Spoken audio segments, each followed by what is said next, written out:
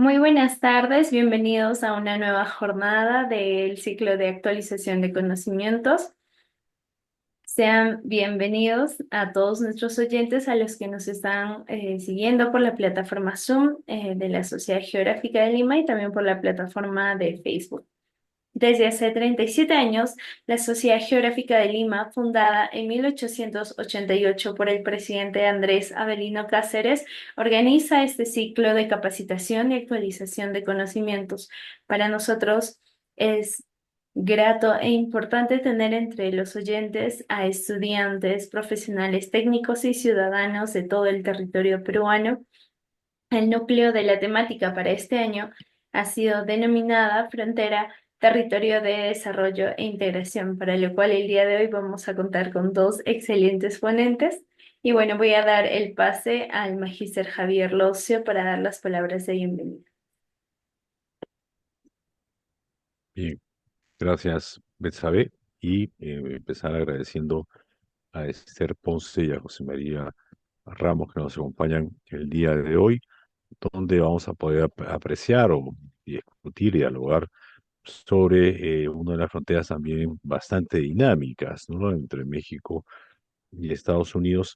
En esta etapa de las charlas de actualización sobre geografía, en que estamos abordando la situación de otros espacios fronterizos, ¿no? Hemos tenido la oportunidad a lo largo de los martes de ver primero los conceptos que atañen a la dinámica fronteriza. Luego hemos podido ver el caso de las fronteras peruanas con los 5 países vecinos, la diferencia que tienen, y hemos entrado en un tercer momento de estas charlas para poder apreciar el caso de fronteras de otras zonas, de otras partes del planeta, porque recuerden que hemos estado viendo desde las fronteras europeas, ¿no? Pasando por las fronteras de Paraguay, la frontera de Colombia, la frontera de Brasil y Argentina, y desde el último martes estamos con la charla sobre la frontera entre México y Estados Unidos, ¿no? Y así vamos a pasar los próximos martes a una siguiente etapa de hablar sobre las dinámicas fronterizas de manera más específica, ¿no? Entonces, tenemos en este caso a dos importantes investigadores de la temática fronteriza. Justamente estábamos hablando con José María Ramos sobre su experiencia en frontera latinoamericana, la visita que ha hecho al país y también sabiendo que Esther tiene un importante conocimiento de la dinámica de cooperación y de fronteras en los países sudamericanos también, ¿no? Entonces, lo dejamos con estos dos importantes expositores. Esperamos que puedan disfrutar del diálogo que vamos a tener y sacar el mayor provecho posible de la charla de hoy día, ¿no? Gracias, Betsabe, y adelante. Bueno, muchísimas gracias al magíster Javier Locio. A continuación vamos a tener a nuestra primera ponente. Ella es Esther Ponce Adam, es internacionalista por la UNAM, maestra en cooperación internacional para el desarrollo por el Instituto José María Luis Mora y estudió el doctorado en Ciencias Políticas y Sociales en la UNAM.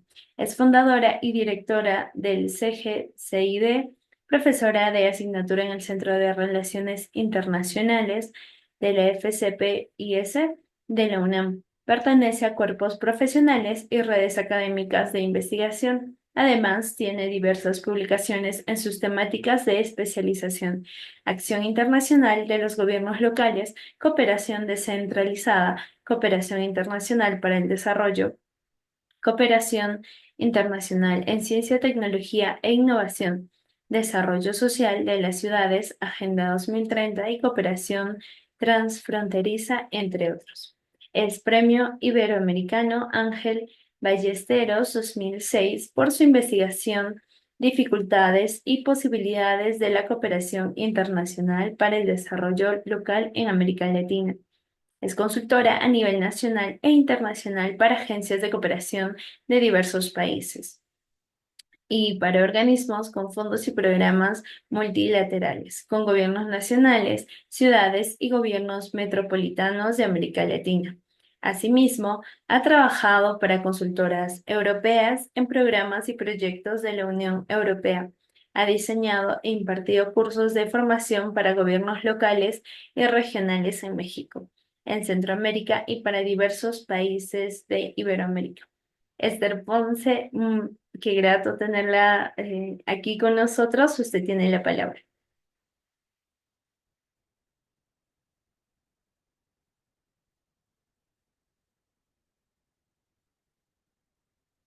Esther, ¿su audio está apagado?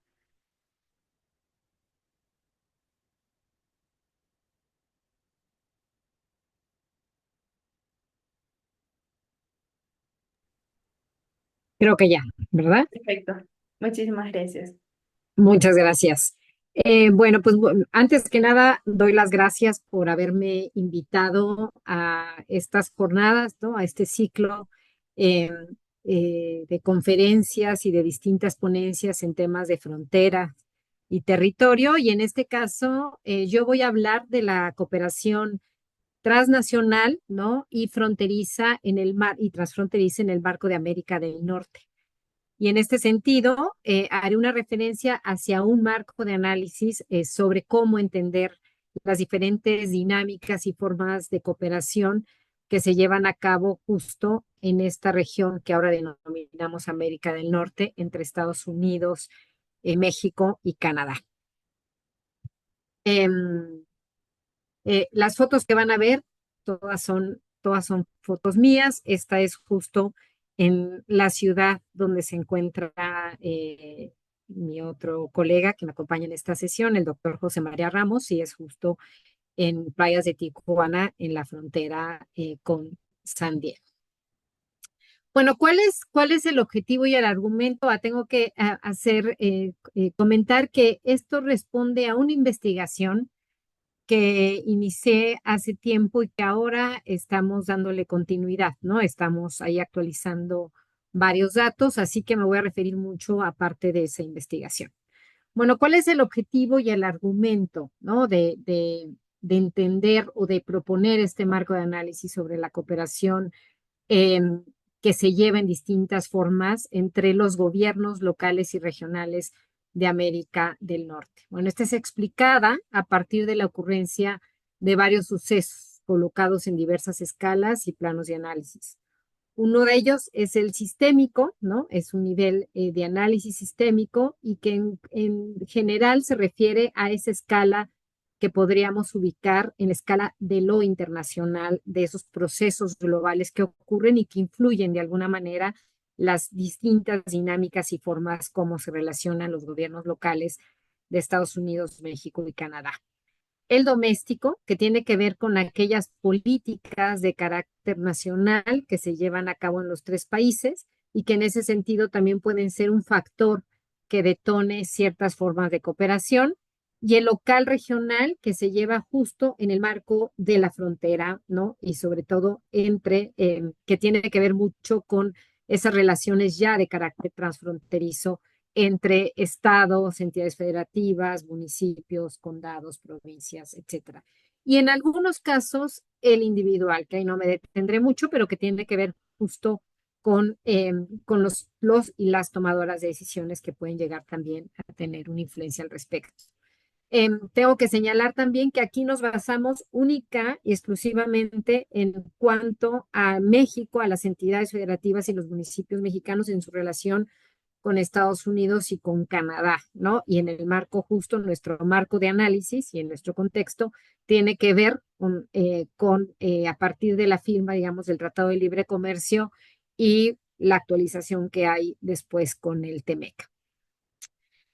Eh, el argumento central, hablando en estas distintas escalas o dimensiones, tiene que ver con sucesos, con analizar esos distintos sucesos cuya evolución e impacto determinan el efecto estructurante y el input inicial, que sobre la naturaleza y alcances de estos mecanismos tienen tanto factores exógenos como factores de carácter endógeno. Y los endógenos tienen más que ver con aquellos factores que ocurren al interior de esos territorios fronterizos que se relacionan. Esther, disculpe, estamos viendo las dos láminas compartidas a la vez.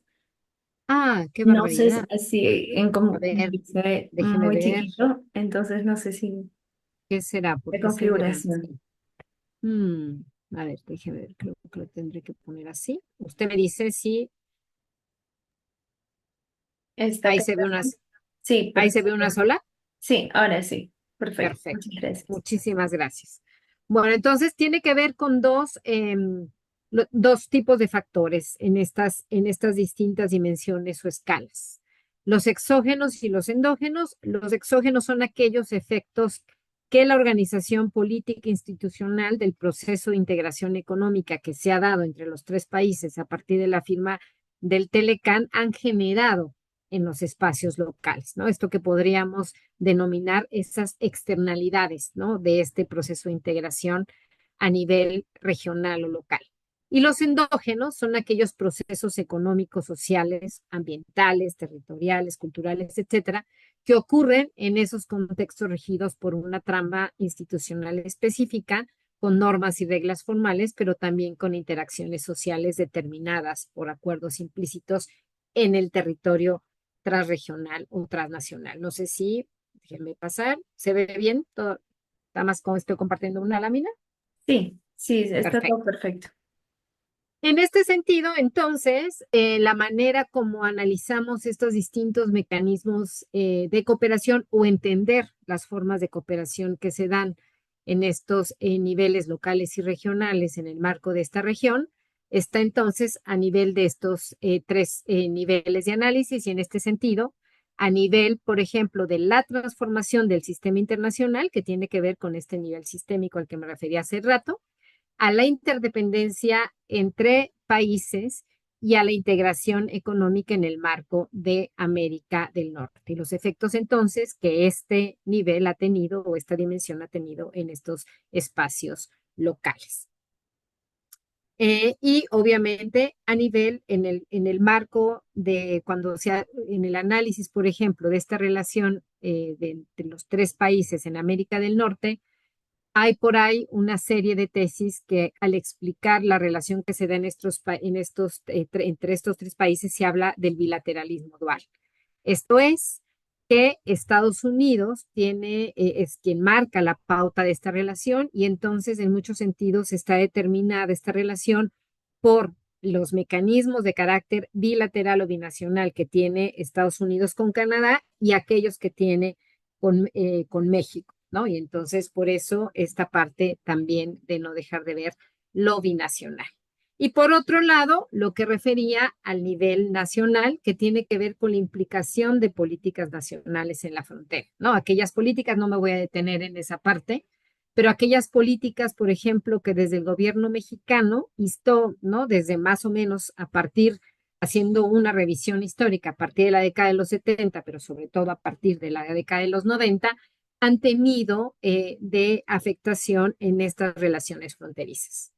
Las circunstancias en este mismo nivel, en el nacional, las circunstancias económicas, sociales y políticas que en su momento han determinado o modificado estas relaciones, la transformación de políticas nacionales, por ejemplo, políticas de mayor alcance a nivel del desarrollo urbano y regional, y aquellos cambios estructurales que han dado a nivel nacional, ¿no? Primero, por ejemplo, con la reforma, reformas de gran calado a nivel del Estado, que sobre todo iniciaron o tienen sus momentos más bien de inflexión a partir justo de la década de los 80 en este inicio, ¿no? En esta antesala al neoliberalismo y los cambios obviamente del marco normativo y los modelos económicos y de ahí hasta el momento actual que es muy interesante porque hay una transformación, también hay un cambio de régimen de estos modelos que venían de alguna manera determinando estas relaciones.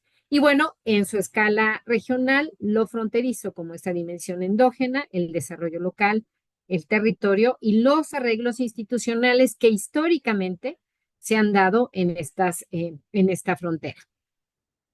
Bueno, y entonces en la escala a nivel internacional hay que situar el tema y así en este caso hago yo el análisis de estas relaciones de cooperación entre estos gobiernos locales y regionales en América del Norte desde la perspectiva o desde el análisis de la acción exterior de los gobiernos locales y regionales, esto que algunos autores han llamado paradiplomacia. Y entonces, en esta historiosidad, digamos, que nos explica esta acción exterior, pues uno de los factores que determina estas relaciones en América del Norte, pues obviamente tiene que ver con la parte geográfica, ¿no? Y en algunos sentidos, estos lazos culturales. Bueno, entonces, en este marco de análisis respecto a la dimensión internacional de estos gobiernos locales, cuando nos referimos a la relación, por ejemplo, de los gobiernos estatales y municipales mexicanos con sus contrapartes en Estados Unidos y más recientemente con Canadá, con las provincias y municipios canadienses, pues lo tenemos que entender también, y bueno, desde ahí yo lo explico, desde esta gestión de alguna manera internacional que en algunos casos hacen los propios gobiernos municipales y estatales mexicanos en su relación o que podemos marcar desde esa gestión internacional su relación con sus contrapartes en Estados Unidos y Canadá. Y entonces, entendida, ¿no? Esta acción exterior como una herramienta, un medio para aprovechar o responder a las condiciones que se dan en el ámbito internacional o transnacional. Y en este sentido, pues vemos que inicialmente hablábamos justo a partir más o menos de la década de los 90, cuando ubicamos los primeros estudios al respecto, de la proyección internacional, por ejemplo, como una variable importante o como un objetivo importante de esta actividad a nivel internacional que hacen los gobiernos locales. Y ahora hablamos de experiencias mucho más complejas, integrales y de una diversidad de formas de formular y ejecutar esta acción exterior, como lo que tiene que ver con la cooperación transfronteriza o transnacional que establecen estos gobiernos. Y también en un artículo, por ahí en un capítulo que yo escribí ya hace un par de años, en el 2008, cuando trataba de explicar estas relaciones de carácter internacional, yo hablaba de un concepto que tenía que ver con la dimensión internacional. Y esto justo explicaba la acción exterior o lo que algunos autores podrían llamar, ¿no? Relaciones internacionales o paradiplomacia, etcétera, pero también hablaba de dimensión internacional por el papel que tenía el medio externo a nivel local o regional. Y en este sentido, un medio externo muy importante que determina el dinamismo o las diferentes relaciones de carácter, sobre todo de cooperación entre estados y municipios mexicanos con estas contrapartes en América del Norte, tiene que ver justo con la influencia o con el papel que tienen estos procesos de integración en estos territorios. Y bueno, me voy más para allá no detenerme en esta lámina. En este sentido, ¿no? Vamos a ver una diversidad de formas y de factores que determinan estas relaciones de carácter internacional que establecen los gobiernos locales o regionales, pero entre una de ellas, ¿no? Donde me quería detener es en estos círculos concéntricos que ustedes ven en la pantalla y sobre todo aquellos, por ejemplo, que justo tienen que ver con los cambios o con las distintas formas como se llevan a cambios en el sistema global y en el sistema a nivel regional y que determinan en muchos sentidos también la forma como se establecen estas relaciones y entre ellos obviamente los procesos de integración. Me voy a saltar también estas láminas y bueno, tenemos distintos conceptos para referirnos a la acción exterior de estos gobiernos locales, pero entre ellos, por supuesto, están aquellos que se establecen en el marco de la cooperación descentralizada o transfronteriza que vieron en la lámina anterior. Bueno, ¿cómo se da esta actuación de los gobiernos locales y regionales mexicanos en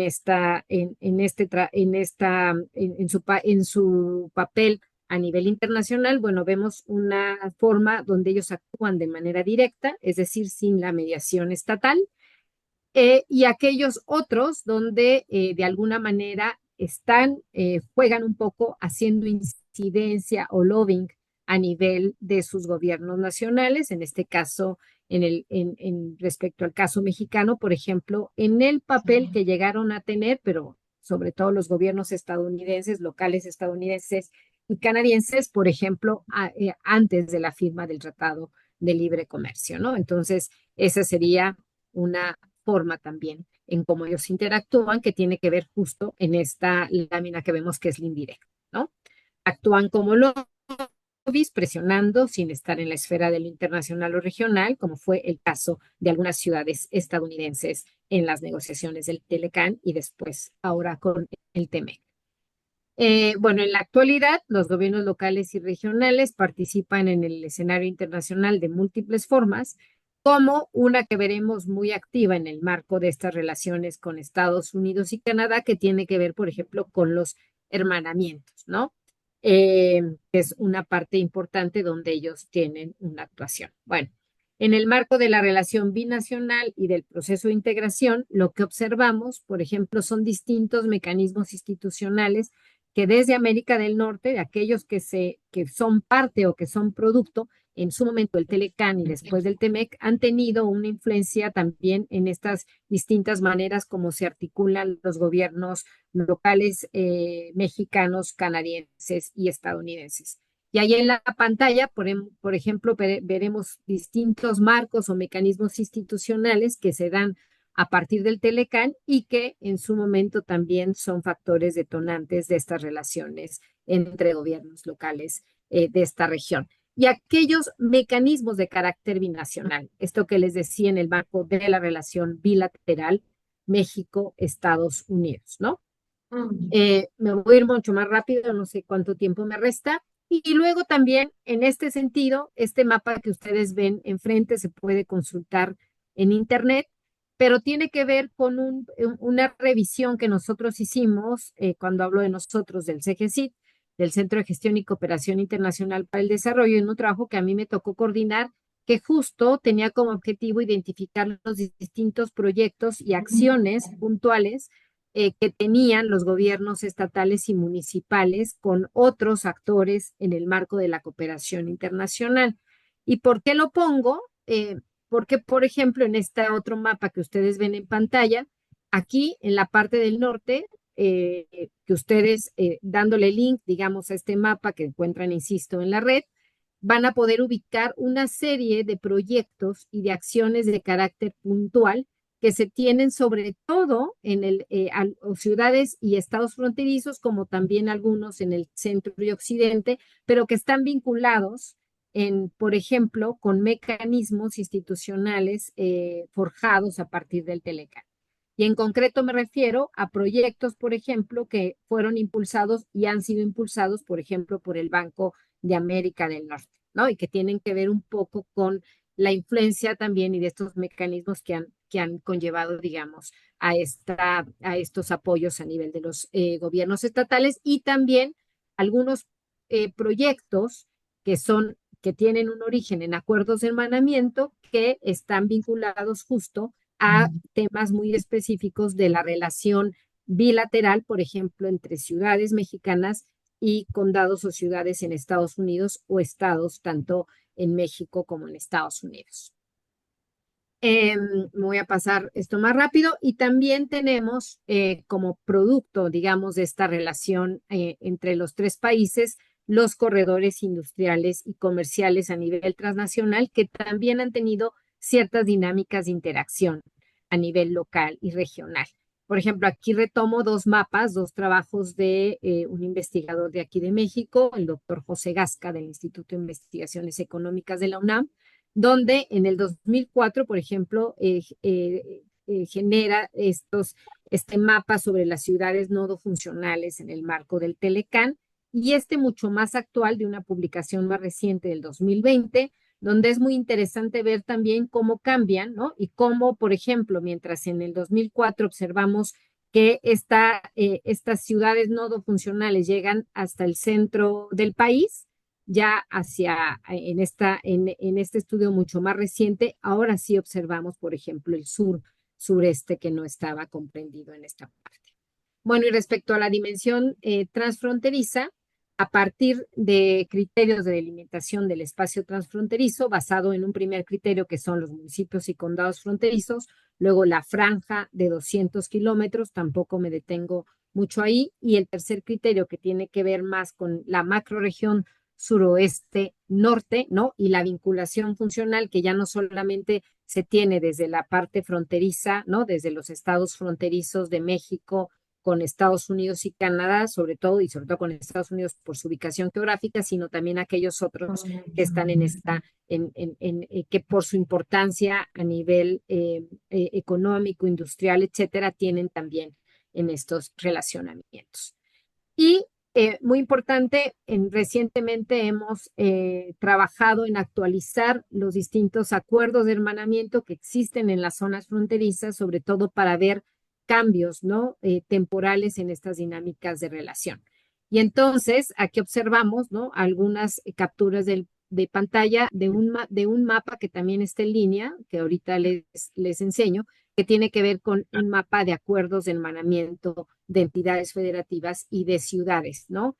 Y en este caso, aquí nos referimos solamente a aquellos que están muy vinculados a la frontera. Ahí está el QR, me voy a ir más rápido, ahorita paso me voy a regresar esa lámina, pero quiero mostrarles esta parte de los acuerdos de hermanamiento y la actualización que hemos hecho y que esto tiene que ver justo con un análisis mucho más a profundidad que estamos haciendo sobre la acción exterior de los estados fronterizos del norte y que uno de los componentes tiene que ver justo con los hermanamientos, ¿no? Y entonces aquí, obviamente, la mayor parte de los hermanamientos, esto es resultado de los mapas que vieron hace rato, pero bueno, tiene que ver obviamente con los hermanamientos de los estados fronterizos que en su mayoría, obvio, están con Estados Unidos y Canadá. Y por ejemplo, en el caso de Baja California, uno de los temas recurrentes tiene que ver justo con medio ambiente. Los dos estados que son sus contrapartes en su mayoría son California y Texas, y de los 10 acuerdos de hermanamiento registrados, pues la mitad lo tenemos con Estados Unidos, y los acuerdos interinstitucionales, que esos están referidos a los acuerdos que no solamente son entre gobiernos locales, sino también, por ejemplo, entre universidades, ¿no? Con universidades, lo cual o con otros actores, digamos, lo cual es muy interesante también, no me detengo ahí. Y aquí, por ejemplo, vemos una evolución histórica. Nosotros lo que nos interesa ver son los cambios que se han dado en esta relación. Obviamente vamos a ver que la gran mayoría se ubica, ¿no? Que hay, bueno, un dinamismo mayor obviamente a finales de los 90, y hay aquí, por ejemplo, hay una coincidencia en ver que hay un dinamismo mayor durante estos años. ¿Cuáles son los temas? Pues encontramos distintos aspectos en lo social, lo económico, fortalecimiento institucional, etcétera. No me detengo tampoco. Bueno, en el caso de Sonora tenemos 50, ¿no? De los acuerdos, por ejemplo, interinstitucionales que tiene, y de los acuerdos de hermanamiento, todos son con Estados Unidos, a diferencia de Baja California, o lo vamos a ver en Nuevo León, donde sí vemos que hay como una dinámica de internacionalización con otras regiones del mundo, pero en el caso, por ejemplo, de estados como Sonora o Tamaulipas, obviamente su acción de carácter exterior se centra en su relación con Estados Unidos, ¿no? Los temas recurrentes: medio ambiente, cruces fronterizos, alcantarillado. Y bueno, ahí ustedes lo pueden ver, lo que ven en el cuadro, lo pueden ver, digamos, ya en este mapa, ¿no? Igual, aquí vemos la evolución histórica. Por ejemplo, en Sonora no ubicamos antes, aunque hay que decir, aquí no incorporé esas láminas, pero hay que decir que la relación entre Sonora y Arizona, bueno, versa desde mucho antes, más o menos el primer, digamos, ya de manera institucional, tienen un acuerdo entre Sonora y Arizona de 1986, si no me equivoco, donde ya se generan dinámicas, ¿no? De un mayor relacionamiento.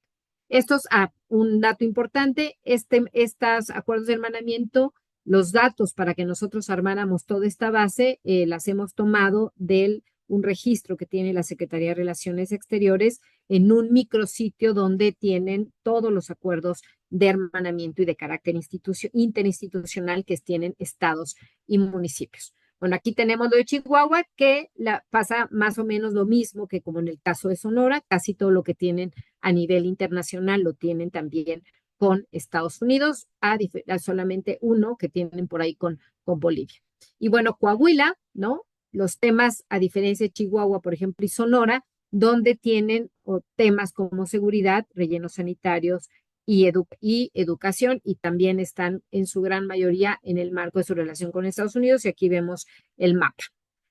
Nuevo León, a diferencia de los otros estados y lo que decía hace rato, sí, por supuesto, tienen mm, gran parte de sus acuerdos con Estados Unidos y aquí con Canadá, lo cual no sucede, por ejemplo, en el caso de Sonora, Chihuahua y Coahuila, donde solamente vemos a Estados Unidos, no vemos a Canadá. En el caso de Nuevo León sí tenemos, pero además Nuevo León también se amplia, es mucho más amplia sus relaciones con el exterior y aquí lo vemos en el mapa, ¿no? Donde si vemos el mapa de Nuevo León en cuanto a sus relaciones con otras ciudades, estados en otras regiones del mundo, pues es muchísimo más amplio y es muy similar a lo que podemos ver con otros estados del país como la Ciudad de México, Jalisco, etcétera, ¿no? Entonces ahí su dinámica es distinta, pero por supuesto que hay una parte importante hacia Estados Unidos y aquí, por ejemplo, hacia Canadá, que no veíamos en el caso de los otros estados. Bueno, aquí se ve de manera mucho más específica cuáles se tienen con Estados Unidos y Canadá, igual, ¿no? En una temporalidad que aquí lo vemos, lo ubicamos, por ejemplo, previa, obviamente, a la firma del Tratado de Libre Comercio, con un dinamismo, pero que tiene que ver justo con el nivel de desarrollo que tiene Nuevo León. Y bueno, en el caso de Tamaulipas, que también decía, igual que los otros estados de Coahuila, Chihuahua y Sonora, pues sus relaciones a nivel internacional las establece con Norteamérica y en particular con Estados Unidos, ¿no?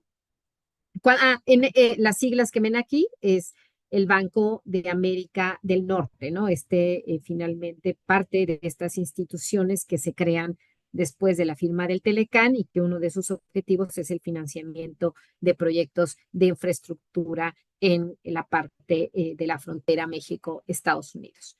Y bueno, aquí vemos el caso de Tamaulipas y su relación. Me voy a regresar a las anteriores láminas ya nada más creo que ya tengo que concluir. Y quiero nada más regresarme a un cuadro que tengo previamente.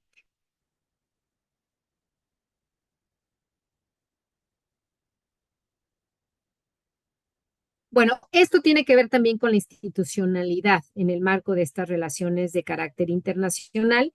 Y estos son, por ejemplo, los estados y las ciudades que tienen dinámicas de trabajo con estados de relaciones internacionales o de carácter exterior con Estados Unidos y con Canadá, ¿no?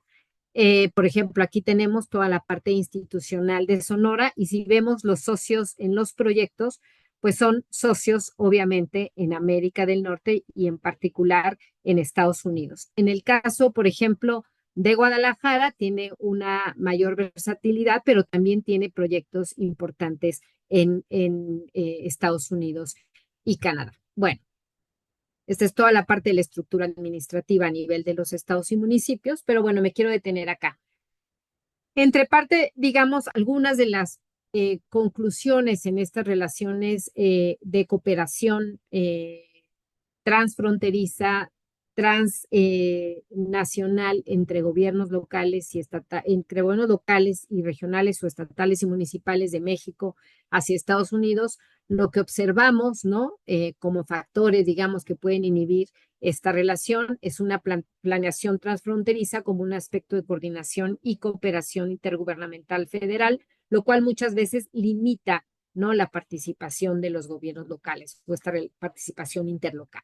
La falta de instituciones encargadas de la planeación urbano transfronteriza, la ausencia de mecanismos para generar y compartir recursos que financian los proyectos derivados de la cooperación en distintas áreas, ciudades binacionales percibidas como dos ciudades distintas, una planeación urbana más reactiva que propositiva, un marco normativo institucional centralista y con pocas atribuciones a los gobiernos locales.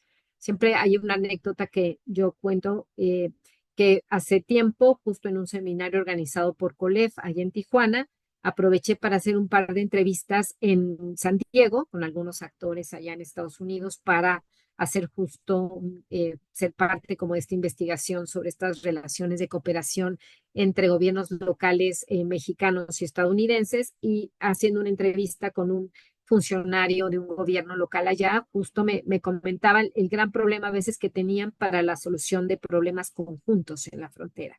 Decía, hay situaciones, por ejemplo, de contaminación del agua, donde nosotros muchas veces tenemos que ir a, a, a platicar, a conversar con las autoridades centrales mexicanas, es decir, tenemos que viajar a la Ciudad de México y sentarnos, no sé, con Semarnat, con la Secretaría de Gobernación, etcétera, dependiendo el tema, y no podemos tener, o sea, sentarnos, por ejemplo, directamente con nuestras contrapartes naturalmente directas, que podría ser o el gobierno estatal o los gobiernos municipales, ¿no? Entonces, esto es importante comentarlo en esto. Las diferencias, obviamente, de desarrollo, la ausencia en algunos casos, no en toda la frontera, de tejido social o de redes sociales y gubernamentales que permitan mayores flujos de cooperación. Insisto, esto depende en la parte de la frontera que estemos analizando, ausencia de mecanismos formales que institucionalicen en algunos de los casos las formas de cooperación. Algo que nosotros hemos identificado es que una manera de institucionalizar o donde podemos ver una mayor institucionalización, además de los mecanismos que les mostré, son justo los acuerdos de hermanamiento. Debilidad de los mecanismos informales que muchas veces no aseguran esta sostenibilidad de la cooperación y aquellos factores que la posibilitan, contactos establecidos por los distintos actores y los temas que involucran estos contactos, identidad cultural común, ¿no? Que en muchos de los casos también se da, interdependencia económica, existencia de una élite política y de negocios, que a veces es un actor determinante para impulsar estos mecanismos o estas relaciones de cooperación, en algunos casos funcionales, ya no me tuve en esa lámina, pero aquí recuperando un poco el concepto de lo funcional que hace Pablo Wong, que tuvieron ustedes de invitado la semana pasada, o aquellos mecanismos sí de carácter formal. La convergencia de preferencias, ¿no?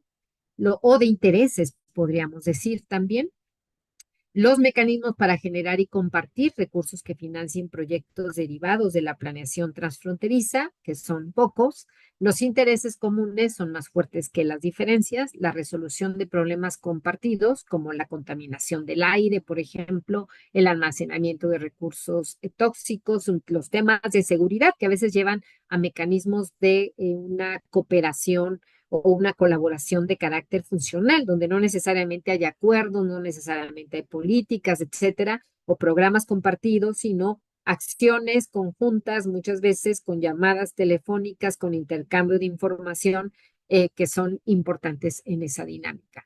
La creación conjunta de infraestructura para mejorar niveles de competitividad, ¿no? Serían como parte de esos factores. Y para ya no alargarme más, ahí lo dejaría. Y aquí ustedes pueden encontrar, como quiera, compartiré estos links para que puedan encontrar esta información. Y muchísimas gracias por la invitación. Muchísimas gracias, Esther Ponce, por tremenda exposición. Igual les vamos a recordar a nuestros participantes que nos acompañan en la plataforma de Facebook y en la plataforma del Zoom, que puedan ir dejando sus preguntas, consultas o algún comentario.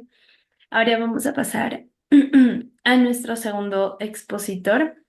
Él es José María Ramos, es doctor en Ciencias Políticas y Sociología por el Instituto Universitario y de Investigación José Ortega Gasset Madrid y miembro del Sistema Nacional de Investigaciones. Es profesor e investigador del COLEP, adscrito al Departamento de Estudios de Administración Pública.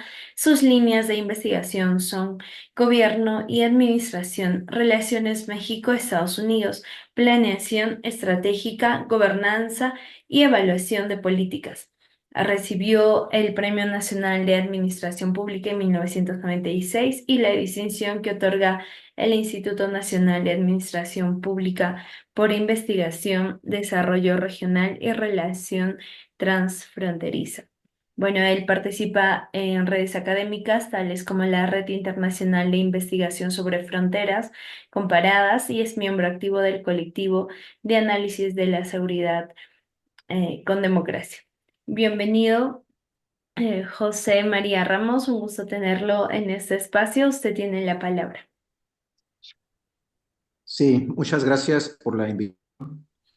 agradezco a la Sociedad de Perú la invitación a compartir algunos puntos de vista sobre nuestras fronteras.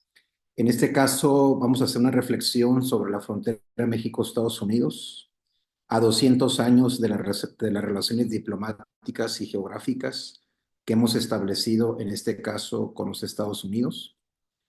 Y de manera, la pregunta central de reflexión es: ¿cuál ha sido el papel de las diversas fronteras? Nosotros vivimos con cerca de 1.200 kilómetros de fronteras con los Estados Unidos.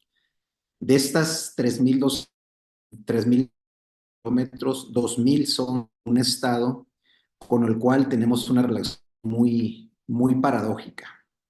Por una parte, es el estado con el cual tenemos más vínculos comerciales, desde el punto de vista de una serie de procesos de integración comercial que se han llevado a cabo en los últimos años.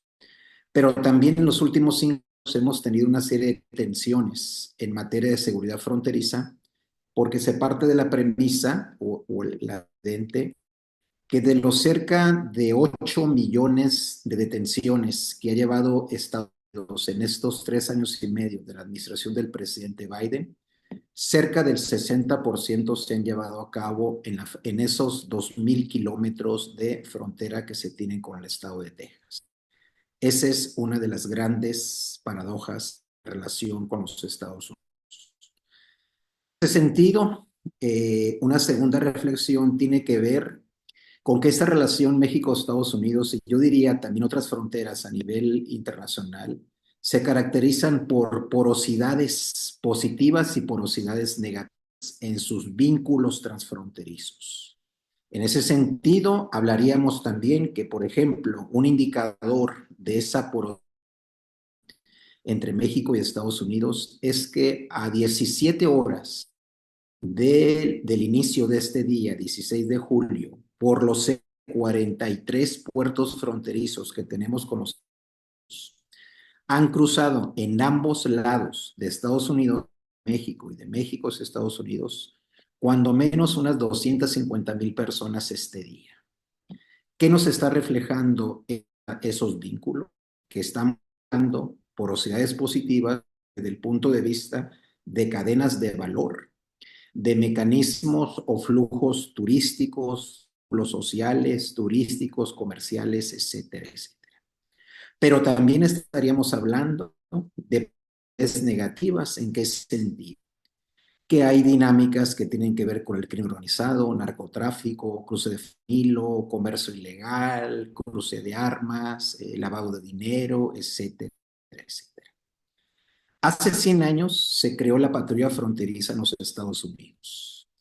¿Y en qué contexto se creó esa patrulla fronteriza hace 100 años? En el contexto de que el secretario de Estado de los Estados Unidos, Evans, dijo: fronteras de Tijuana, San Diego, que están ubicadas en Baja California, se está generando una serie de problemas que están generando un cuestionamiento de nuestra seguridad nacional de los Estados Unidos. Eso fue hace 100 años. ¿Y cuál problemática que se tenía en ese entonces? Era el trasiego de drogas, perdón, trasiego de whisky, tráfico de tabaco, entre otros, en México hacia los Estados Unidos, porque en ese entonces había un control que tenía que ver con la ley seca en los Estados Unidos. 100 años después, hace algunos días, el candidato Trump, ahora ya candidato nominal por el Partido Republicano, dice que hay un desastre en la frontera y que tenemos una crisis de inseguridad en la misma. Nótese, hace años. En ese contexto, un resumen general de la México-Estados Unidos nos indican espacios de conflicto, de tensiones, pero de cooperación, de coordinación y de identificación. Predominan alternativas de diplomacia, un poco los ejemplos que comentaba Esther Pons, y que reflejan comunicación, en espacios de negociación y una agenda. La cual la gran pregunta es: ¿y en esa geografía han existido los límites y las fronteras? Hace 100 años no había una frontera. Existía una frontera delimitada por los espacios diplomáticos, pero esa frontera era bastante porosa, sobre todo desde el punto de vista negativo.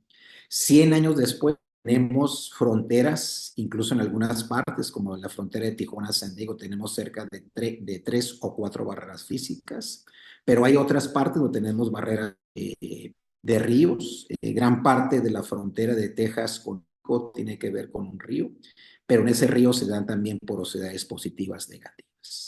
¿Cuál es el tema central que implica en este caso la reflexión sobre las porosidades positivas y negativas? ¿Cómo las vamos a gestionar para el presente y futuro inmediato, tomando en cuenta la experiencia de 202 relaciones diplomáticas en Estados Unidos? Y el interrogante, ¿cuál es? ¿Vamos a ser siempre vecinos con los Estados Unidos? La vecindad hemos tenido, repito, conflictos, tensiones, pero también espacios para la cooperación, para las negociaciones. ¿Cuál es el tema central?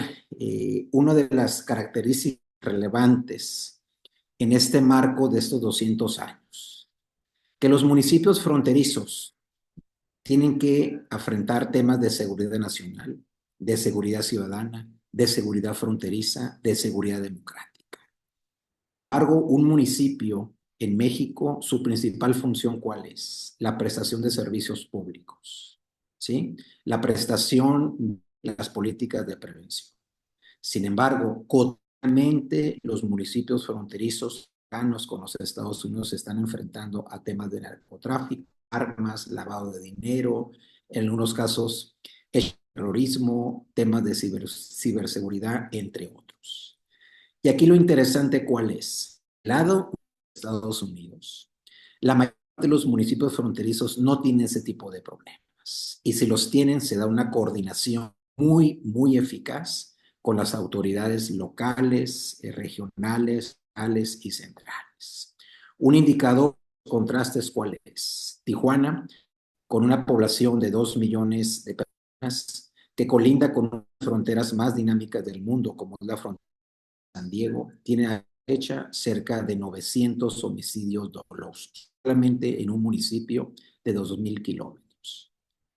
Hace minutos, cruzando la frontera hacia los Estados Unidos, San Diego, con una población similar, solamente tiene en este momento como 30 o 25 homicidios dolosos. ¿Qué significa eso?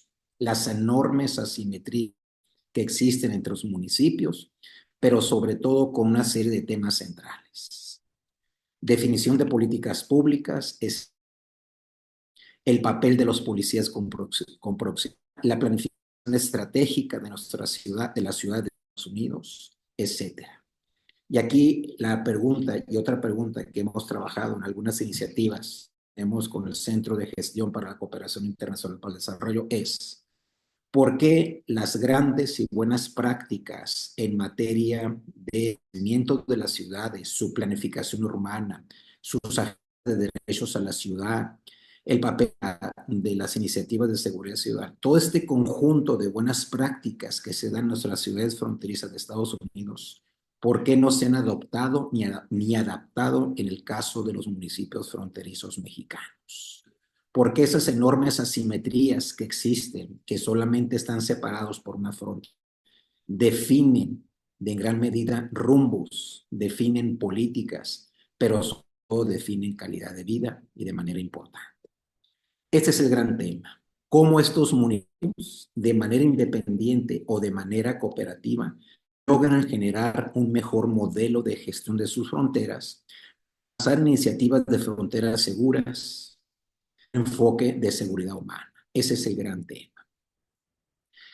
Y aquí, en los últimos años, estamos viendo una de las grandes movilidades en la historia de las Américas. Una movilidad que se había visto prácticamente en toda la historia de esta región.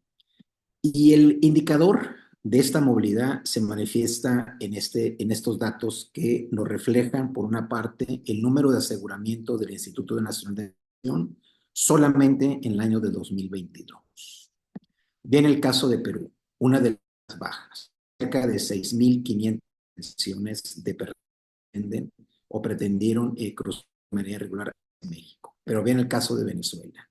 Cerca de 220,000 año de 2023, en comparación a 4,360 del 2021, cuando iniciaba la administración del presidente Biden. Y así sucesivamente. El caso de Brasil nos llama la atención, 15,000 personas. Si vemos en opciones llevadas a cabo por el Instituto Nacional de Migración en el año del 2023, vean cómo el número de movilidades provenientes de América del Sur, de esos países, Venezuela, Ecuador, Colombia, Brasil, entre otros, que asciende a cerca de 345,000 y ya está superando al regional de Centroamérica, cerca de 240,000, y que tenemos fenómenos interesantes nuevos. La migración de los países de Asia, cerca de 45,000 solamente el año pasado.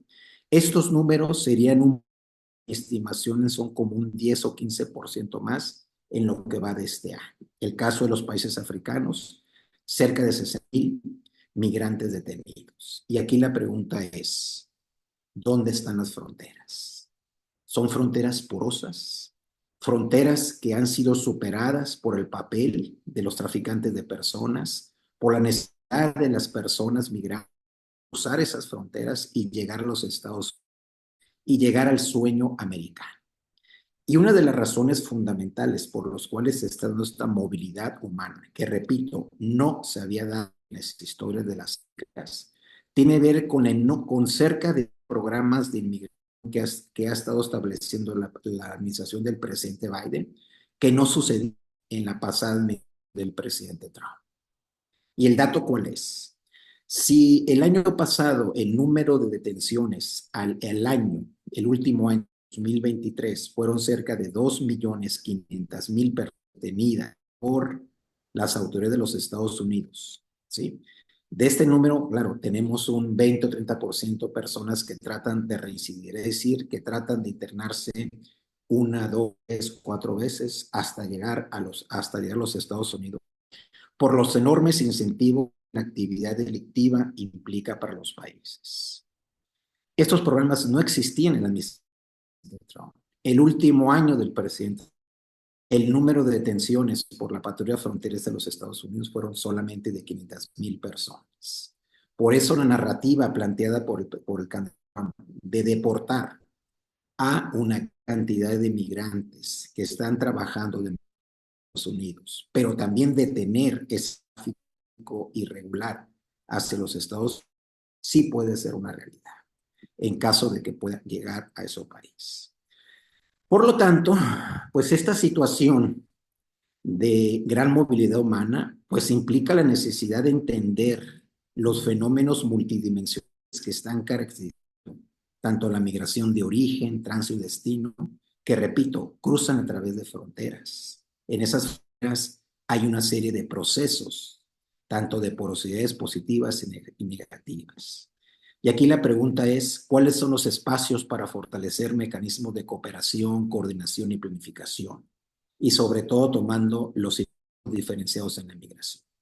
En otras palabras, no es lo mismo la dinámica social, cultural, económica que caracteriza la frontera del Darién, que la frontera de Tapachulas con México, que la frontera de Tijuana-San Diego. Estas diferencias son diferencias muy notorias. Y aquí, sin duda alguna, el papel de los organismos internacionales y los países involucrados sería muy importante. Es necesario fortalecer toda una agenda de gobernanza transfronteriza y binacional con el papel destacado que están teniendo, en algunos casos importantes, en otros casos necesariamente, a través de la UNICEF, Organización Internacional de las Migraciones, la Organización Panamericana de Salud, entre otras instituciones. Aquí la pregunta es, ¿se puede avanzar hacia una gobernanza local, regional, mucho más unitaria, donde el papel de las fronteras, sin duda alguna, es fundamental? Y aquí entra un tema del desarrollo. La gestión de las fronteras y geografías tiene que ver con iniciativas que se pueden plantear en materia de generar planes de desarrollo integral. Esta iniciativa se planteó al inicio de la administración del presidente López Obrador en el 2019, de la CEPAL. Era una iniciativa muy importante porque de alguna manera planteaba temas que tienen que ver con es decir, un enfoque de desarrollo económico, de abordar el tema del bienestar, de plantear iniciativas de sostenibilidad ambiental, de plantear lo de gestión integral, es decir, el desarrollo como tal. De esa manera, tanto México como los Estados Unidos, al inicio de sus administraciones de ambos presidentes, plantearon causas que generaban estas dinámicas de movilidad humana. Desafortunadamente, estos planes no fueron prioritarios, en parte porque la propia dinámica lo estuvo superando y porque hablar de diseño, de implementación, de promoción y sobre todo dar incentivos para el desarrollo no es fácil. Se necesita, sin duda alguna, fortalecer capacidades. Y sobre todo porque también implica hablar de macroeconomías para el desarrollo, desde el punto de vista de fiscalidad progresiva, el sistema de transparencias, de priorizar empleo y salarios mínimos, las políticas industriales, entre otras. Y claro, también implica hablar del bienestar, es decir, cómo hacemos viables en nuestros países que están caracterizando por una gran movilidad, plantear una agenda de bienestar social para la, con todo lo que ello implica, brechas salariales, porque ese es uno de los factores fundamentales de la emigración. Y este tema va a ser muy importante en los próximos años, próximos meses, tomando en cuenta que en caso de que ganara el presidente, estas cerrazones o esta política de contención migratoria se va a fortalecer.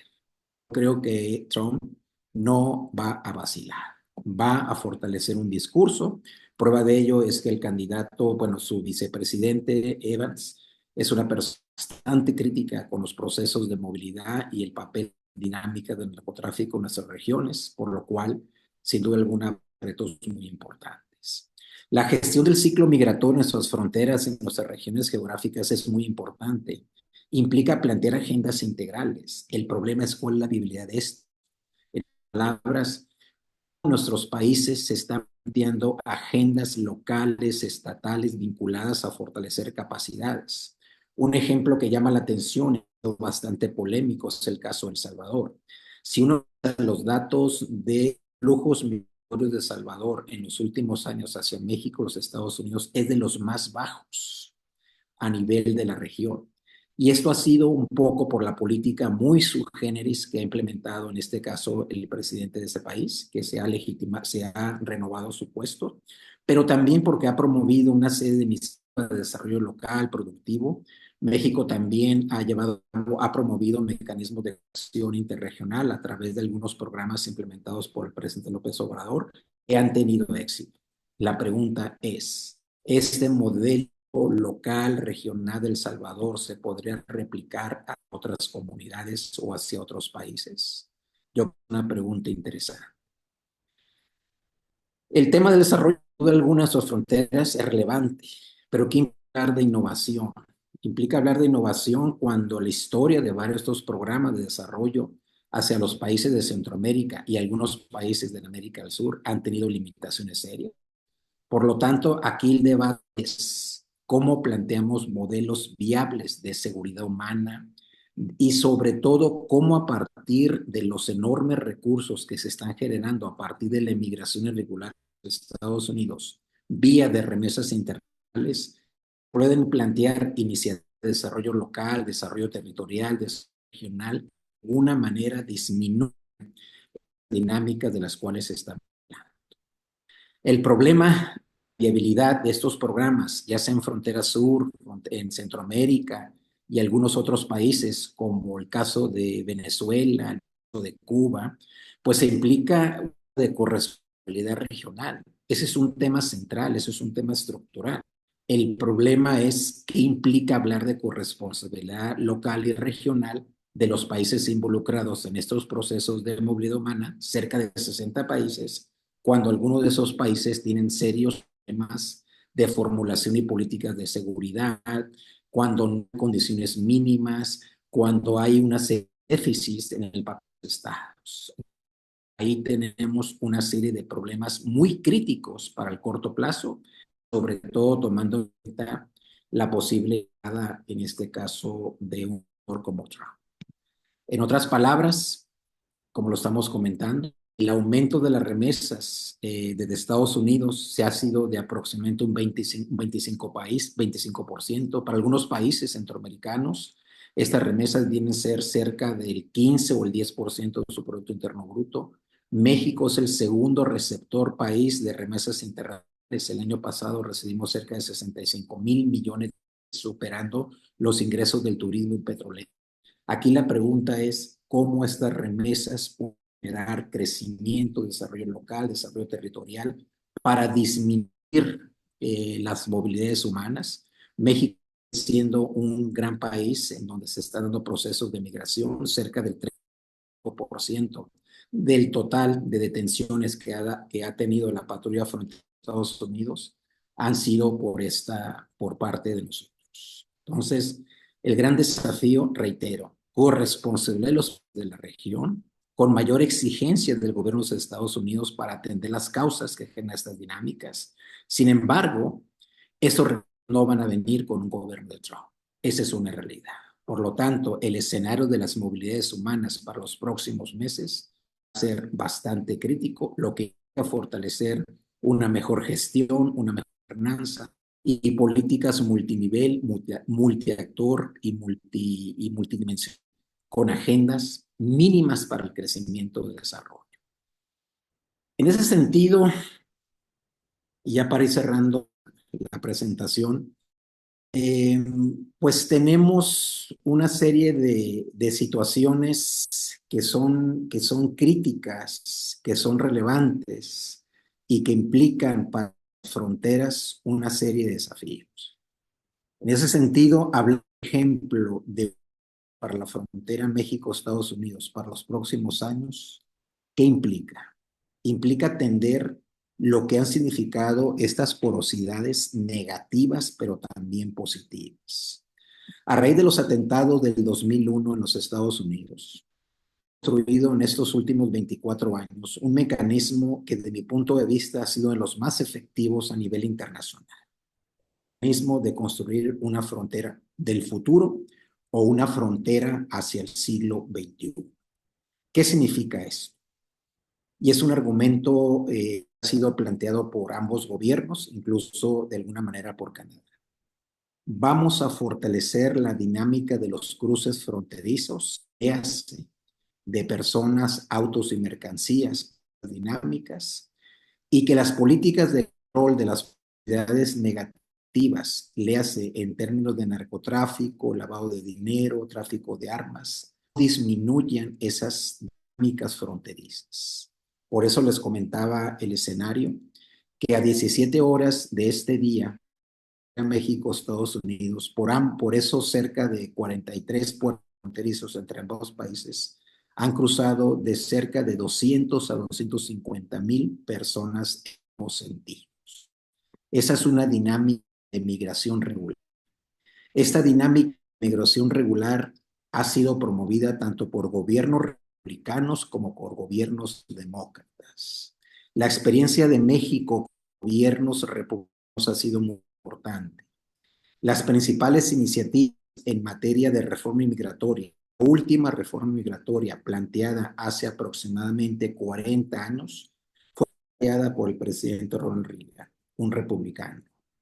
La principal iniciativa comercial que hemos tenido en Estados Unidos, el Tratado de Libre Comercio suscrito hace 30 años, fue también con un gobierno republicano, George Bush. La renovación de libre comercio suscrito, hace 2 años el TEMEC, suscrito 2 años, fue renovado con el presidente Trump. ¿Qué significa esto? Los actores republicanos son muy pragmáticos, es decir, están a favor de la competitividad, de las inversiones, del crecimiento productivo, de la educación, de la innovación, etcétera, etcétera. Creo que ahí está uno de los ángulos que se debe fortalecer en los procesos de negociación.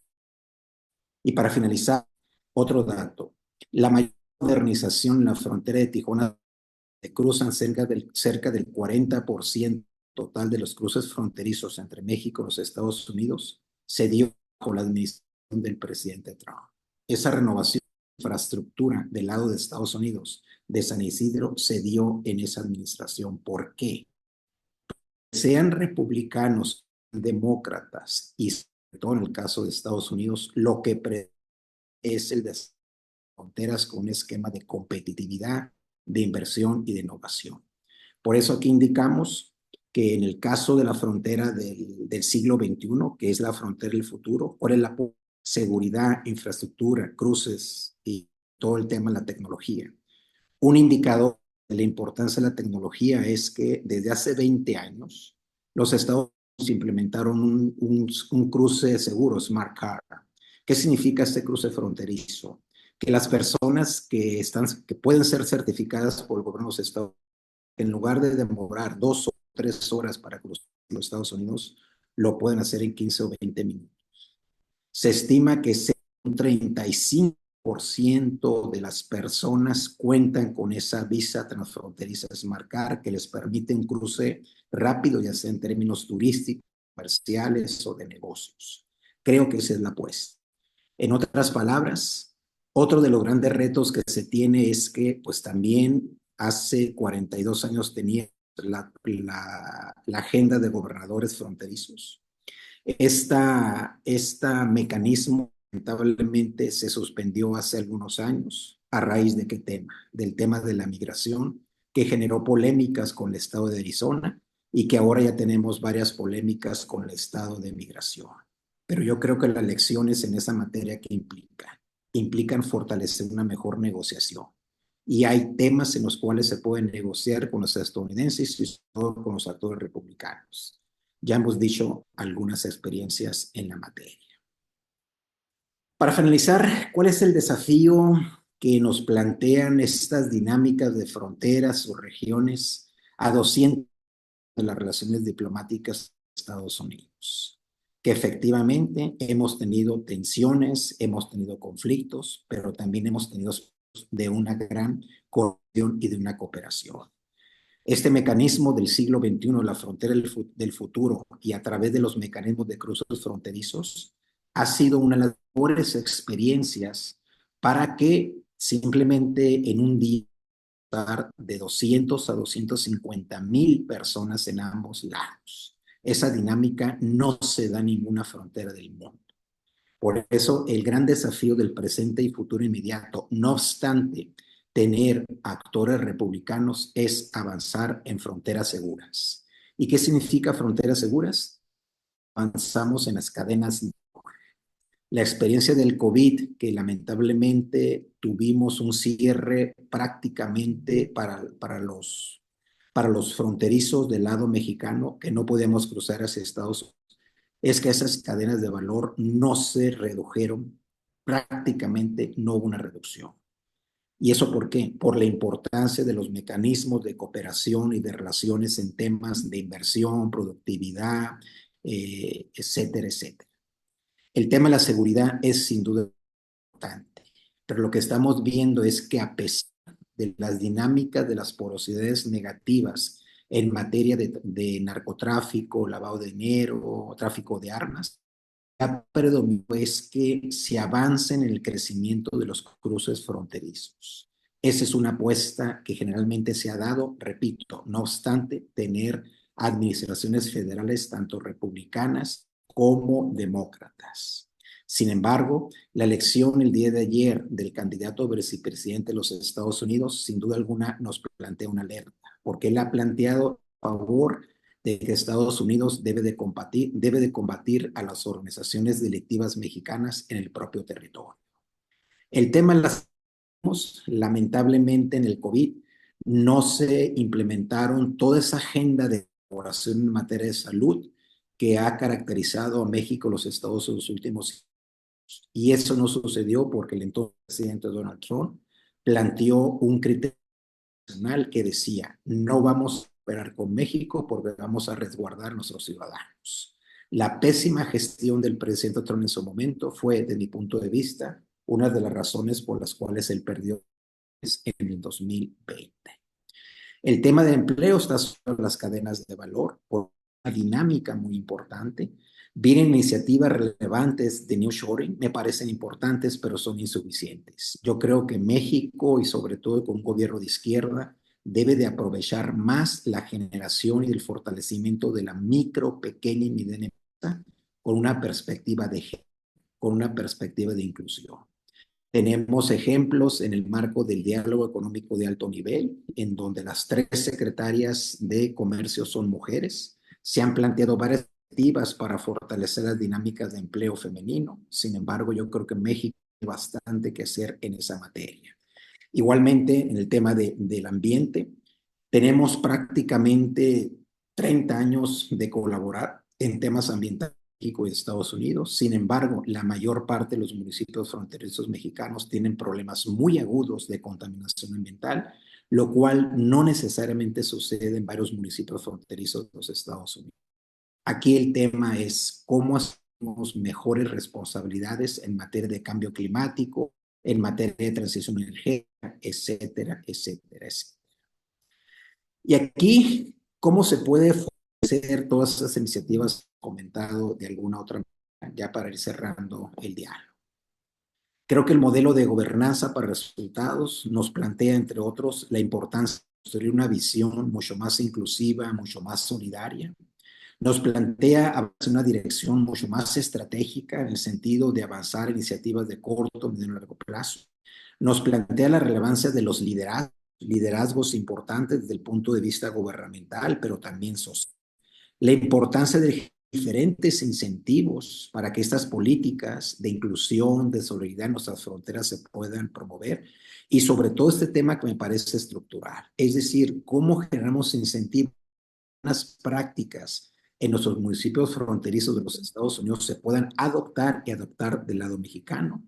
Y sobre todo, cómo estamos planificando el presente y futuro inmediato. En temas de la frontera del siglo XXI existe una planificación, pero es una planificación más orientada a temas de infraestructura. Aquí el reto es cómo esa planificación favorece las activas de mejor calidad de vida, de mejor inclusión, de mejor cohesión social, pero sobre todo que se permita, en este caso, la reducción de las asimetrías en beneficio de nuestros países. Finalmente, como podemos ver, esta es una agenda muy compleja, es una agenda multidimensional, multinivel, En estos 200 años de relaciones diplomáticas entre México y los Estados Unidos, ha predominado iniciativas de conflicto, pero también de cooperación y de coordinación. Aquí el desafío es cómo se plantea un modelo de gestión y de gobernanza con un enfoque muy pragmático que nos permita reducir conflictos y las tensiones y sobre todo bajo la siguiente premisa. Vamos a seguir siendo siempre vecinos de los Estados Unidos.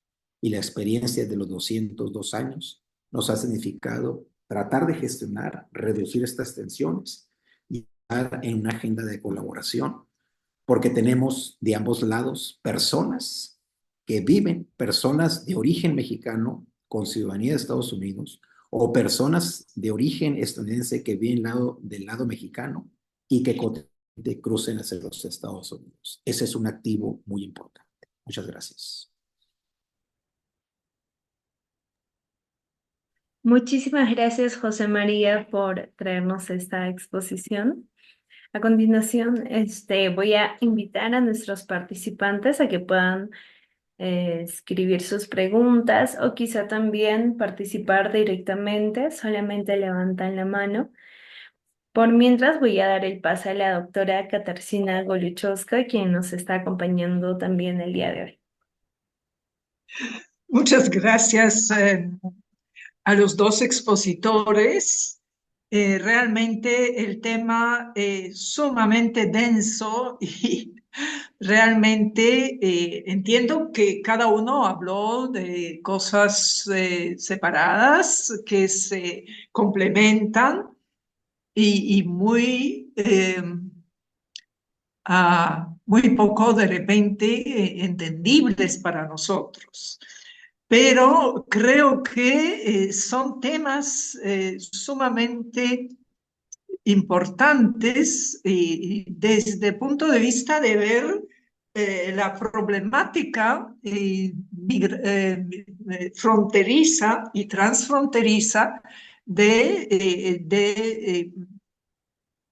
no de todos los países. Creo que la problemática fronteriza entre países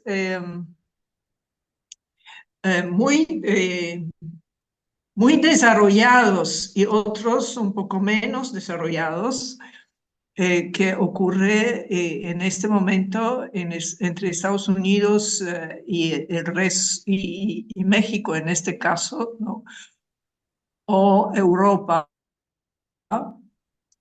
y sus alrededores, son tremendos problemas, ¿no? Hay dos cosas que me gustaría que de repente preguntar y ver cómo digamos, a base de lo que he podido percibir dentro de estas dos exposiciones. Primero, la relación que existe entre las ciudades fronterizas, México, Estados Unidos, que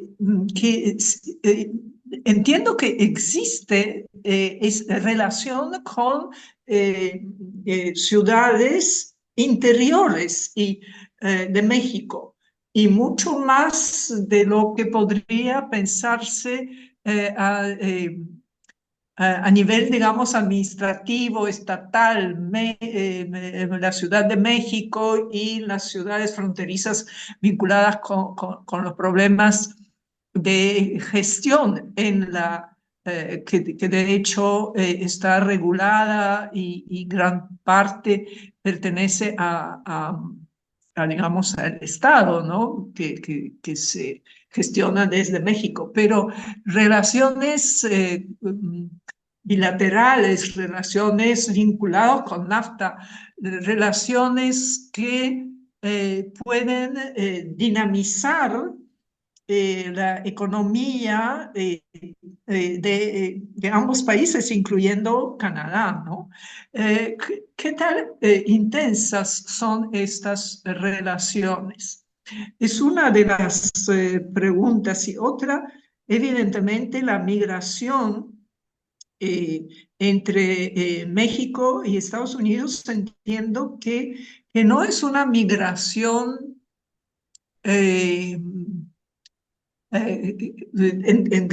por lo menos en últimos años, me parece, generada en México. Son migrantes de toda América Central, América del Sur, que tienen muchísimos problemas, y la población ve en Estados Unidos una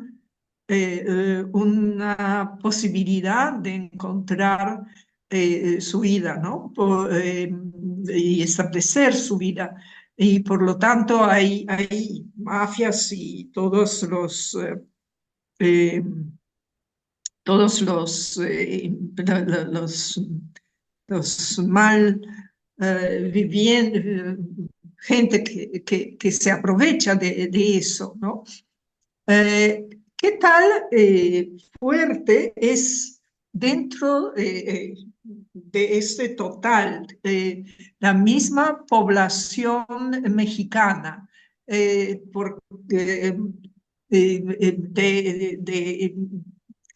quiere trasladarse hacia Estados Unidos? Entiendo que existen ciertas facilidades para ellos o ellos, pero esa migración ilegal, manipulada tanto por orígenes como por la gente que les ayuda, digamos, pasar. Bueno. ahí me gustaría que, si es posible, sí, que nos comentan sobre estos temas. Gracias.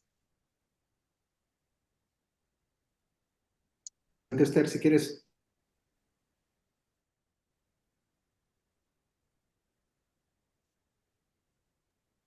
Este, para cualquiera de los dos ponentes que quisiera compartir su Bueno, respuesta.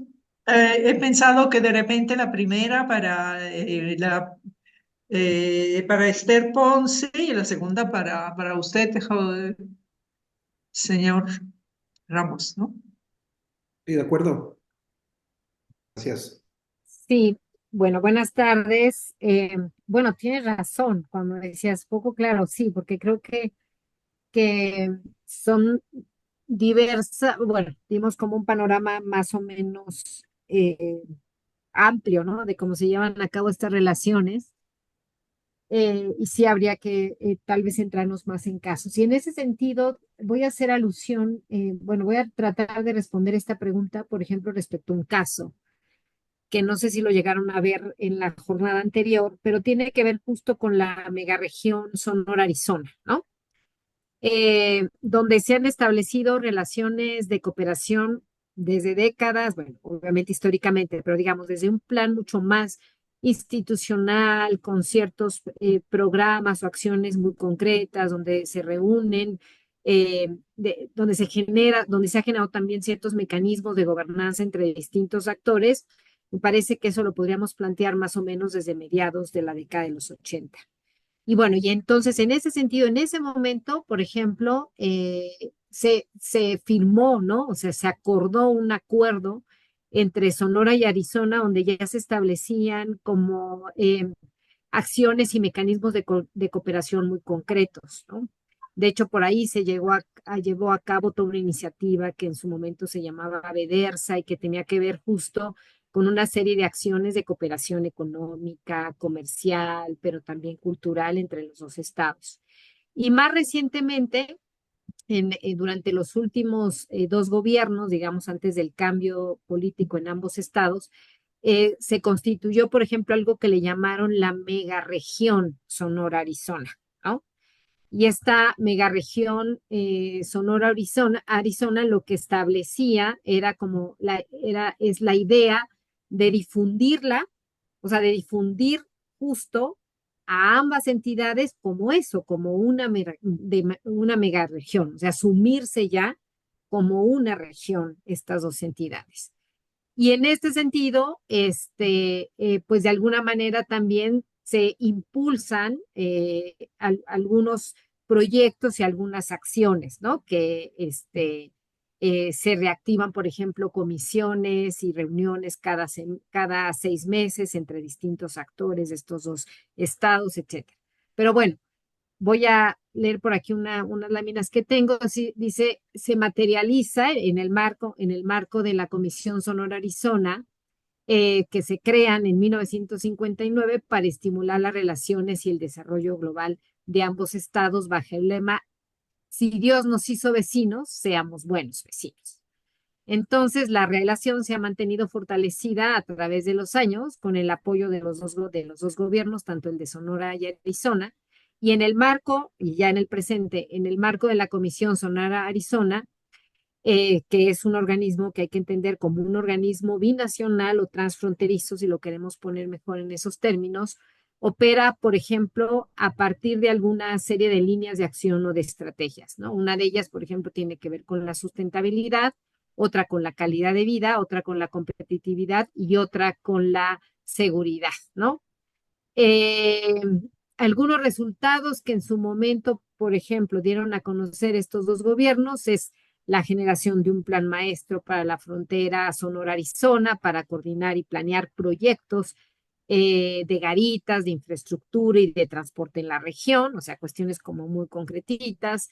Eh, la iniciativa Arizona-Sonora, por ejemplo, 511, conectando a los viajeros que cruzan la frontera entre ambos estados, la validación de electrónica de los registros de educación de estudiantes entre Sonora y Arizona, ¿Qué más? Expedientes académicos oficiales entre escuelas de educación básica y media superior, programas de seguridad como PISA, que es la Policía Internacional Sonora, Arizona, donde se capacita a policías de ambos estados, acceso compartido entre los departamentos de salud a vigilancia electrónica y monitoreo de enfermedades, esto antes de la pandemia, en fin, ¿no? Entonces, digamos, como ese caso, hay una serie de acciones y de proyectos que también en los otros estados fronterizos muchas veces se llevan a cabo, ¿no? Entonces sería como una especie de ejemplo de esta colaboración transfronteriza que se lleva a nivel de los estados en particular, ¿no? Obviamente también tienen que ver estas otras dinámicas que estarían más vinculadas a bueno, yo que son los temas que más trabajo, a la cooperación bilateral México-Estados Unidos, ¿no? Y en este sentido, que no necesariamente promueven y que podrían hacerlo acciones de carácter transfronterizo, pero que sí son impulsadas en el marco de la cooperación bilateral, por ejemplo, para esto que comentaba hace un momento José María, como para mejorar o generar acciones que mejoren el medio ambiente, por ejemplo, del lado de la frontera mexicana, ¿no? Uno digamos, de los reclamos en su momento de los Estados Unidos, cuando la firma del Telecán, pues justo tenía que ver, uno de los temas prioritarios tenía que ver con el medio ambiente, ¿no? Y entonces se generaron mecanismos como el NatBank, en su momento también la COSEF, que desde este ámbito de lo bilateral, pues lo que buscaban también era generar recursos, financiamientos, más bien aportar recursos para financiar proyectos, por ejemplo, de infraestructura que permitieran el mejor ambiente ambiental, ¿no? Entonces tenemos como distintas formas, ¿no? O distintas escalas de análisis en cuanto a cómo se llevan a cabo estos procesos o esta cooperación, ¿no? En el marco de la frontera. Y bueno, y también aquellos programas, por ejemplo, que desde el ámbito nacional, por ejemplo, Frontera 21 en su momento, en fin, una serie de iniciativas que ha habido impulsadas por políticas más bien de carácter federal, que lo que han conllevado también es a fomentar el desarrollo, ¿no? En los estados de la frontera norte. Y luego también con la pregunta que hacías, lo que también sí se muestra cuando uno va estudiando estos procesos de manera histórica es que las relaciones, digamos, de estados y municipios mexicanos, si bien hay una historia, hay que decirlo, desde inicios, por ejemplo, del siglo XX, donde se tienen los primeros registros de acuerdos de hermanamiento entre municipios mexicanos, por ejemplo, y condados en Estados Unidos, o entre entidades federativas y sus contrapartes en Estados Unidos a lo largo, por ejemplo, del siglo XX y obviamente del siglo XXI, lo que sí es cierto es que a partir de la firma del Telecán y el crecimiento, digamos, en este sentido, de esas relaciones económico-comerciales entre Estados Unidos, México y Canadá, sí conllevó también a que crecieran las relaciones entre, por ejemplo, estados mexicanos con contrapartes en Estados Unidos o Canadá. Por ejemplo, el caso de Canadá es interesante. No registramos grandes acciones o relaciones, por ejemplo, de cooperación entre entidades federativas mexicanas o estados mexicanos, digamos, con contrapartes canadienses, justo hasta después de la firma del Telecán. Hay un proyecto muy interesante que creo que ya no sigue, pero un proyecto que duró muchísimo tiempo y que es podríamos llamarla como una buena práctica de cooperación entre el estado de Jalisco y el estado de Alberta en Canadá, donde los dos gobiernos, la provincia canadiense de Alberta y el estado de Jalisco, aportaban recursos a un fondo conjunto que lo que buscaba era financiar proyectos para que empresas, universidades, por ejemplo, jaliscienses con sus contrapartes en Alberta, pudieran generar algún tipo de un desarrollo tecnológico, una patente, etcétera. Entonces, esos son como muy interesantes. O también, por ejemplo, esto mismo en el marco también Alberta, Jalisco, por ejemplo, para incendios forestales, en fin, ¿no? Entonces, eso observamos, también que observamos no solamente acuerdos entre gobiernos, sino también haciendo relación a otros actores, por ejemplo, con universidades, por ejemplo, gobiernos estatales con acuerdos con universidades en Estados Unidos o con otro tipo de actores, organismos de la sociedad civil para proyectos vinculados a seguridad, a transparencia, a capacitación a pymes, etcétera, etcétera, ¿no? Entonces, pues hay una dinámica también, no solamente entre gobiernos, sino también de gobiernos, por ejemplo, con otros actores en Estados Unidos, o bien también hay algo que a veces no comentamos muchas veces en este tipo de seminarios. Bueno, yo me enfoco mucho más al tema de gobiernos, pero también relaciones entre distintos actores, más por ejemplo vinculados a la sociedad civil. Para nosotros, cuando ganó Trump la presidencia en el 2017, hicimos un estudio para saber qué tanto eso afectaba en materia de fondos de cooperación internacional a México, dado el discurso antimigrante y antimexicano de Donald Trump. Y bueno, fue muy interesante darnos cuenta que si bien la cooperación bilateral de carácter oficial o público o gubernamental de Estados Unidos hacia México es importante, esta representaba solamente el 15%. El otro 85% de esa cooperación provenía sobre todo de fundaciones, ¿no? De Estados Unidos o de organizaciones de la sociedad civil de Estados Unidos. Entonces, eso también nos muestra, ¿no? Las dinámicas de colaboración con respecto a otros actores y por eso esto también que en su participación comentaba José María que no podemos dejar de analizar esta relación, ¿no? Fronteriza, bilateral, transfronteriza y transregional o transnacional, por ejemplo, desde este enfoque mucho más de lo que hemos llamado, pues, gobernar, o que nos traemos mucho desde la Escuela Europea de Gobernanza Multinivel, y agregaríamos tal vez desde este enfoque más territorial de gobernanza territorial, ¿no? Por todo, no solamente a nivel de estas interacciones que se dan entre los distintos órdenes o niveles de gobierno, sino también con el ingrediente de la participación de otros actores. Ahora no lo mencioné, pero un análisis central, por ejemplo, en alguna cuestión que he publicado al respecto, tiene que ver justo en cómo, o sea, la necesidad también de revisar por ejemplo, desde el lado mexicano, estas relaciones intergubernamentales, es decir, del papel que le toca a los distintos órdenes de gobierno, en el caso mexicano, por ejemplo, en esta relación con respecto, sobre todo hacia Estados Unidos, por la cantidad de temas que involucra, pero también obviamente ya incorporando Canadá, ¿no? Entonces, migración, cambio climático, seguridad, etcétera, a los que ya se ha referido José María antes, ¿no? Muchas gracias. Muchísimas gracias, Esther Ponce. José María, quisiera continuar. Sí, gracias. Sí, sin duda alguna la pregunta planteada por la profesora me parece muy relevante porque abona a un fenómeno que en el caso de las relaciones en México y en Centroamérica era un fenómeno que data cuando menos 30, 40 años. El fenómeno de la migración, fronteras y las geografías de estas regiones.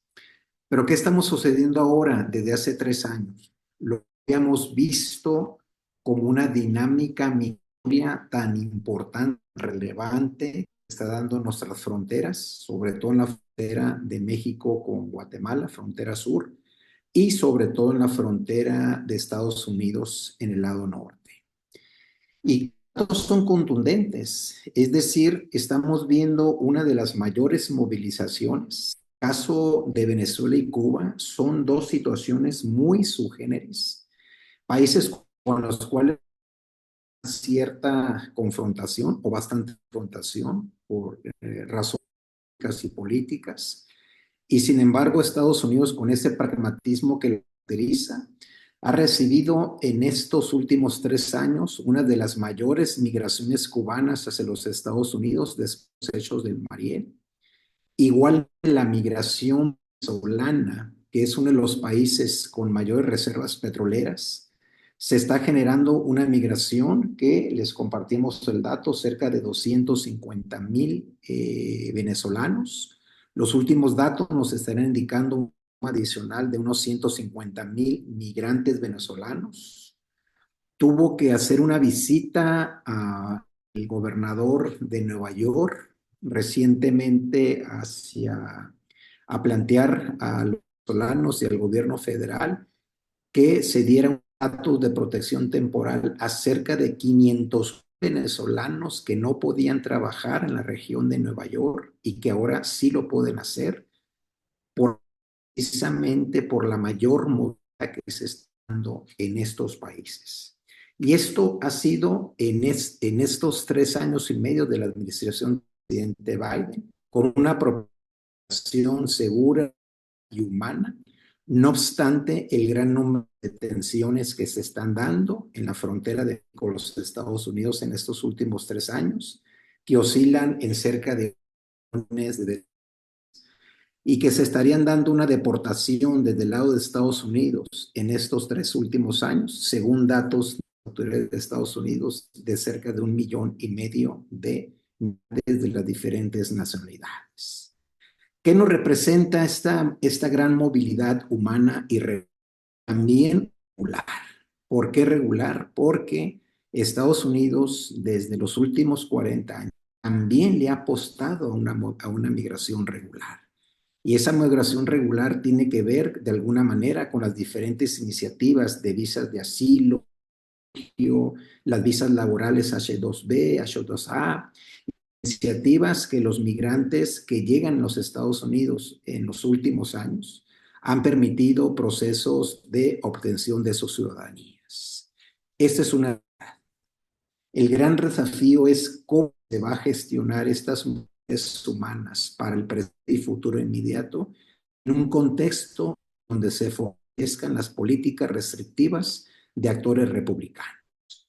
Y no obstante, que en la mayor parte de los 25 estados, de los 50 estados que existen en los Estados Unidos, en la mitad gobernado por actores republicanos, la mano de obra irregular latino y mundial, ya sea de manera irregular o regular, generando beneficios importantes desde el punto de vista económico, social y cultural. Es decir, está siendo un actor dinámico. En ese contexto, el papel de las fronteras y las regiones geográficas va a ser muy importante. La pregunta es, ¿cuál va a ser el modelo de gestión, de gobernanza y de políticas que va a permitir fortalecer las iniciativas de cooperación internacional para el desarrollo, pero también iniciativas de corresponsabilidad regional, y que eso nos permita que ya la migración sea una realidad? No existan procesos de discriminación, de xenofobia, pero sobre todo de posturas radicales, cuales en un contexto conservador como el que se avecina en los Estados Unidos va a ser difícil en el corto y mediano plazo. En suma, la relación de movilidades humanas, sea irregulares o regulares, el impacto en nuestras fronteras y la gestión de estas áreas geográficas es sin duda alguna un tema de seguridad humana para una mejor movilidad de estas. Muchísimas gracias, José María, por su respuesta. No sé si alguien más del público quisiera participar, puede levantar la mano, puede prender el micro, puede dejar su preguntita en el chat. ¿Puedo? Sí, adelante, por favor. Bueno, no sé si hay un mensaje nuevo que alguien quiera.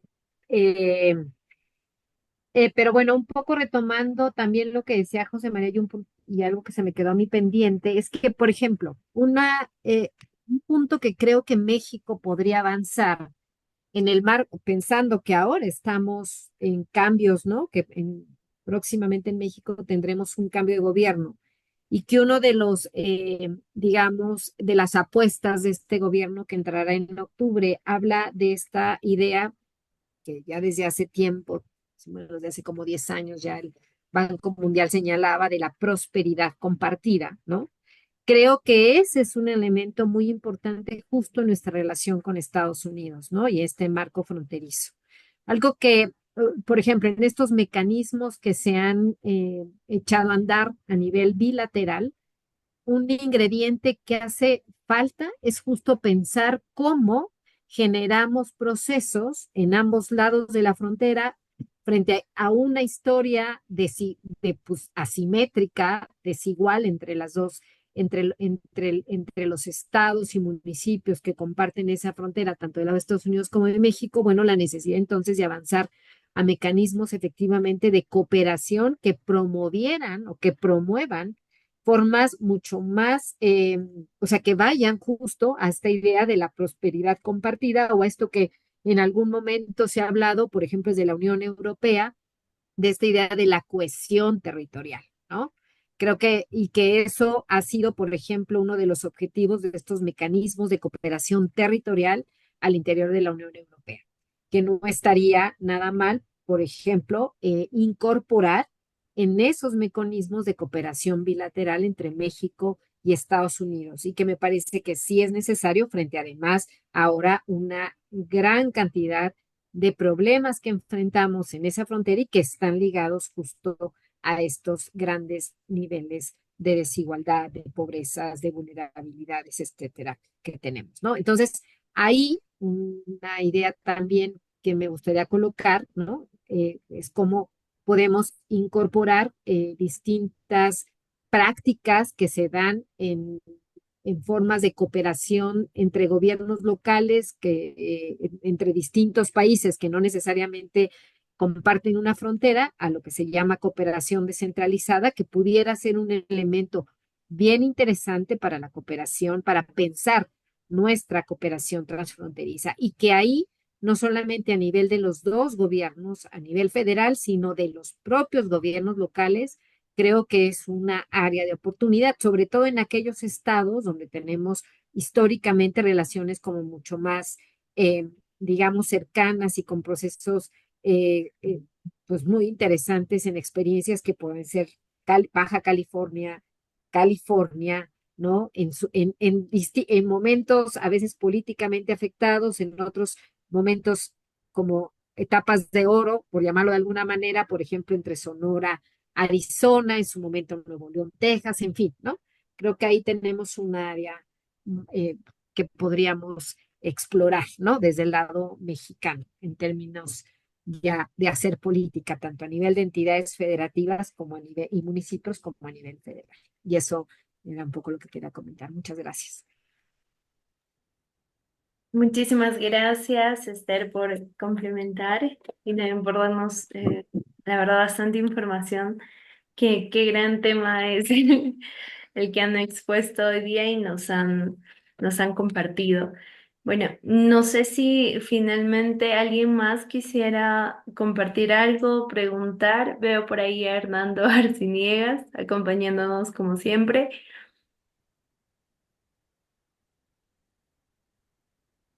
Bueno, si es que no hay ninguna otra pregunta, solamente me queda agradecer de parte de la Sociedad Geográfica de Lima por su ponencia, por su disposición, por estar compartiendo con nosotros estos grandes temas y también que esto pueda llegar a más personas.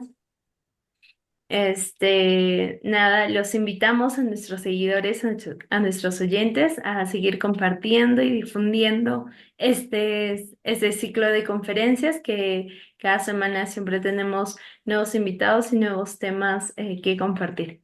Doctora Katarzyna, ¿le gustaría despedirse? Sí, bueno, una vez más quiero agradecer a Esther Ponce y a José María Ramos por su exposición, por ilustrarnos problemática fronteriza desde un lado muy importante, que es el lado de gobernanza, el lado de influencias administrativo-geográficas y otras, ¿no? Realmente, bueno, eso es nuestro segundo día de conferencia sobre frontera entre Estados Unidos y México. Creo que hemos recibido una dosis sumamente interesante de la problemática que existe entre estos países como ejemplo de problemática fronteriza, ¿cierto? Muchas gracias por toda su dedicación y por compartir con nosotros sus conocimientos.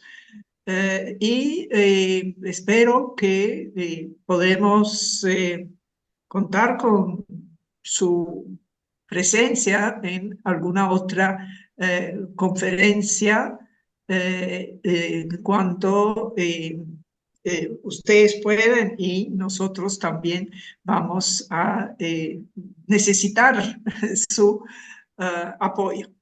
Muchas gracias. Gracias a todos los que han participado como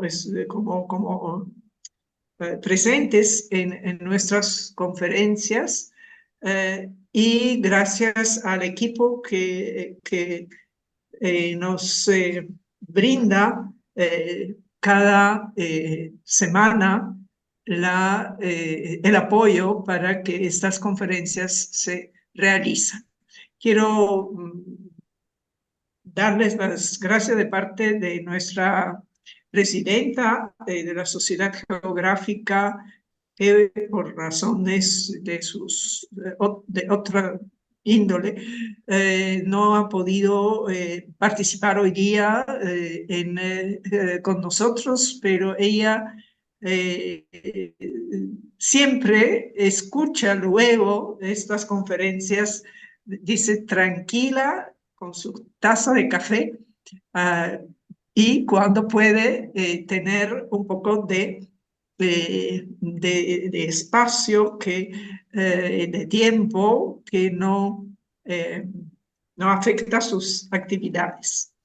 Muchas gracias y invito a todos para las próximas conferencias que se realizarán dentro del siguiente martes, es dentro de 2 semanas, porque próximo martes es un martes feriado. Hasta pronto. Gracias, Betsabe. Hasta Muchísimas luego. gracias. Hasta luego. Gracias. Chao, chao. Hasta luego.